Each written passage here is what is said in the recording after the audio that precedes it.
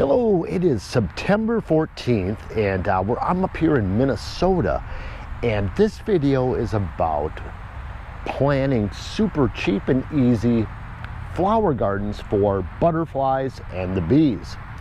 Behind me here is a zinnia garden, and what's so great about zinnias, the more you cut them, the more they grow flowers. And this one behind me, I spent about $6 on a zinnia mix. And I've been cutting flowers all season long for the house, for my, my mother loves them. So I always bring her a bouquet every Friday. But as you can see, we'll get a little bit closer. The painted ladies, that's what these butterflies are. They are all over. I mean, you look at just about, I shouldn't say every flower, but there is a ton of them. And with painted ladies, they're kind of similar to the monarch butterfly in that they basically hibernate in California and Mexico. So they may lay their eggs on nettle, which is, the bush that'll sting you if you rub against it, and sunflowers.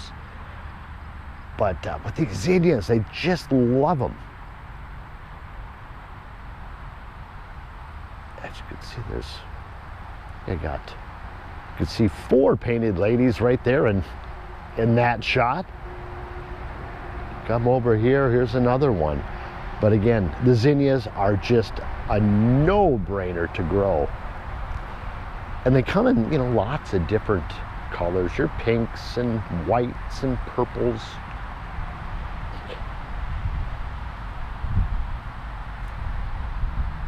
And I planted this, I think it was June or July. I do have a video on it. But they just keep coming and coming. But zinnias, super easy, beautiful, easy to grow. And then we'll go over to my second garden here, which is my sunflower garden. Another super easy to grow flower. And there's so many different varieties, as you can see. The bees love them. And it's really getting kind of chilly at night, into the 50s. And I'll notice the bees will actually sleep on the sunflowers. But, there's so many neat, beautiful, different colors. This is like I believe a Mexican sunflower, and it just produces these beautiful.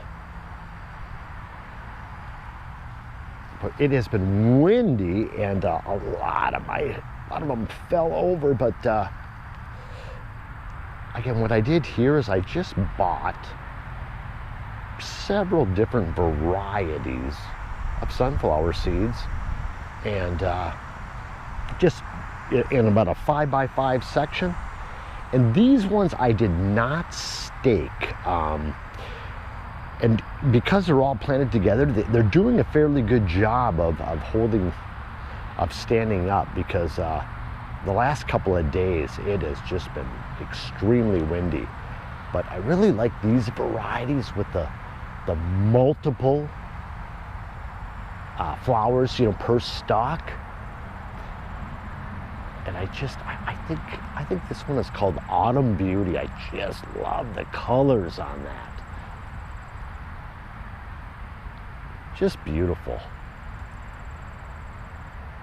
And this morning when it was cold out, there was butterflies all over. Oh, there's a painted lady. And like I mentioned before, the painted ladies will lay eggs on these sunflowers. But the bees are really enjoying them.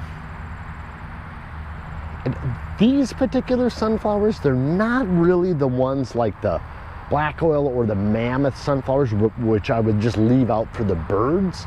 These ones are more kind of for cut flowers, but they do have lots of pollen.